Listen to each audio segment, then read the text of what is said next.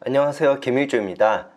종종 호재가 나왔는데 왜 주가가 떨어지는지에 대해 질문 주시는 분들이 계신데 이번에 그와 관련된 질문을 해준 분이 계셔서 그분의 글을 읽어드리고 응답드린 이후에 본질적인 얘기도 드리도록 하겠습니다. 아무리 봐도 호재인데 주가가 생각만큼 안 오르는 건 어떻게 해석하면 좋을까요? 대우건설이 매각 이슈가 있고 재무도 점점 좋아지고 최소 10,000원은 갈 거라고 생각했는데 생각보다 지지부진해서 궁금합니다.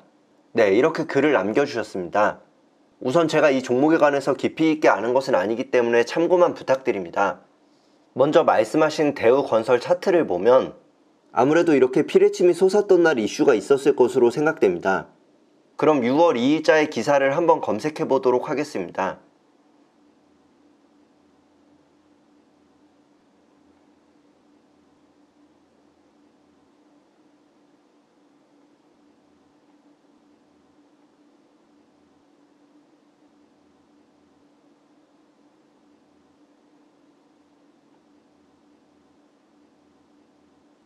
HTS로 기사를 검색하셔도 되지만 키움증권을 안 쓰시는 분들도 계시고 MTS로만 하시는 분들도 계시기 때문에 네이버 기사를 활용해서 함께 보도록 하겠습니다.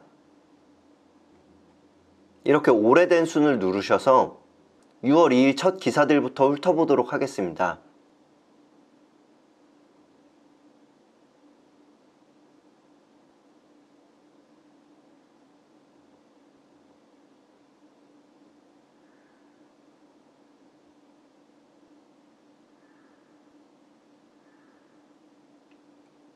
네, 보시면 이렇게 장 시작하기 전부터 대우건설 매각 이슈가 나온 것을 보실 수 있습니다.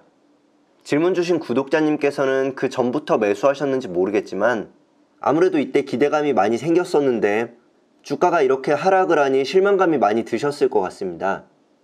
하지만 우리가 주식 투자를 할 때는 내가 매수하는 종목이 시가총액이 어느 정도 되고 어느 정도 속도의 흐름으로 움직이는 종목인지를 미리 생각하신 이후에 거기에 맞게 마음의 준비를 하셔야 합니다. 해당 종목 같은 경우에는 시가총액이 3조가 넘는 회사로 이런 종목들은 코스닥의 가벼운 종목들처럼 쉽게 급등락을 하는 것이 아니라 천천히 움직일 확률이 굉장히 높습니다.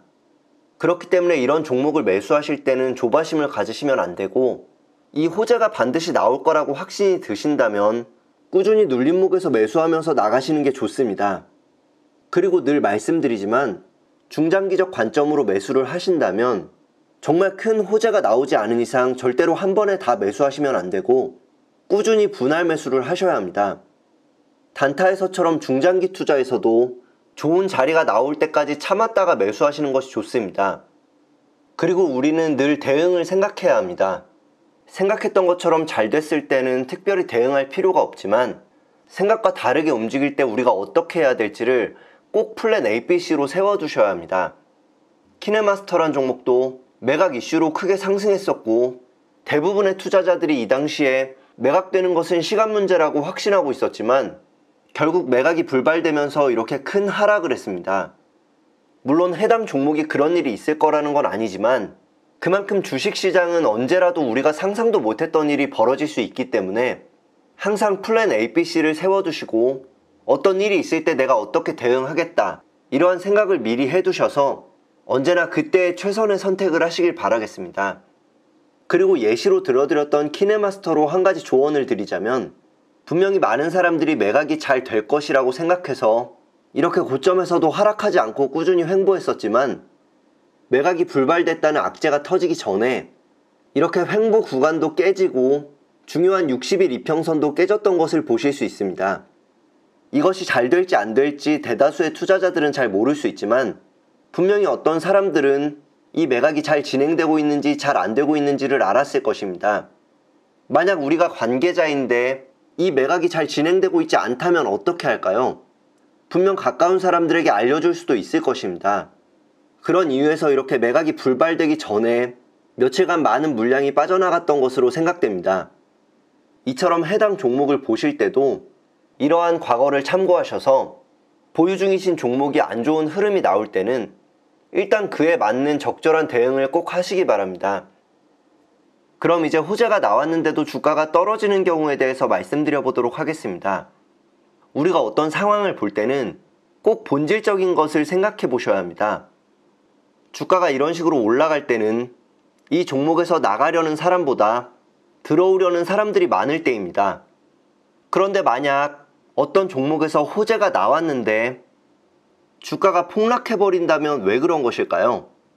그것은 당연히 나가려는 사람들이 많기 때문입니다. 나가려는 사람들이 많기 위해서는 어떻게 돼야 될까요? 그것은 바로 이미 들어와 있는 사람들이 많을 때입니다. 좀 더 쉽게 설명드려 보겠습니다. 만약 이렇게 A와 B라는 종목이 있을 때 똑같이 호재가 있다고 예를 들어 보겠습니다. 그런데 A는 대부분의 사람들이 80%의 높은 확률로 이 호재가 나올 것이라고 생각하고 있고, B 같은 경우에는 이 호재가 나올 확률이 반반이라고 생각한다면 어떻게 될까요? 만약 A와 B 모두 호재가 나왔다고 가정했을 때 A는 이미 기대 심리로 인해 매수한 사람들이 많기 때문에 이 종목에 새로 진입할 사람보다 나갈 사람이 더 많을 것입니다. 그러한 이유에서 호재가 나왔을 때 반짝 상승을 했다가 급락을 할 수 있습니다. 이렇게 되면 호재가 나왔음에도 불구하고 피레침을 만들고 하락해버린 캔들이 만들어지는 것입니다. 그런데 반대로 B 같은 경우에는 어떻게 될까요?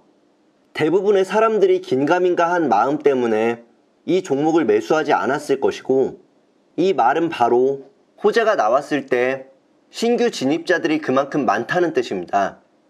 그래서 이런 종목이 호재가 나온다면 장대 양봉을 만들며 급등을 하는 것이고, 생각지 못했던 호재가 나옴으로써 새로 매수하려는 사람들은 급격히 늘어나고 시장에 나와 있던 매물들은 바로 말라버려서 주가가 크게 급등할 수 있는 것입니다.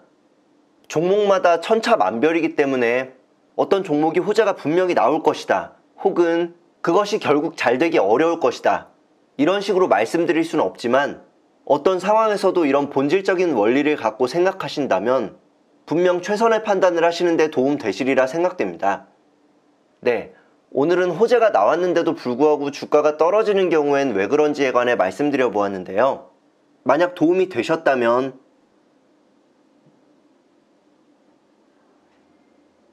앞으로 제가 더 열심히 영상을 만들 수 있도록 좋아요 버튼 클릭으로 긍정의 피드백 꼭 부탁드리겠습니다. 그럼 다음 영상에서 또 인사드리겠습니다. 감사합니다. 홈 버튼을 누르셨을 때 가입이라는 곳을 보실 수 있고, 이렇게 영상을 보실 때에도 구독 중이라는 곳 옆에 있는 가입 버튼을 눌러서 1조 클럽에 가입해 주시면 소수의 회원분들과 함께 한 달에 2번씩 저와 대화하실 수 있습니다. 이메일은 답장을 드리기가 어렵지만 꼭 모든 메일을 읽어보고 구독자분들과 공유하며 조언 드릴 내용이 있다면 영상으로 응답드리겠습니다.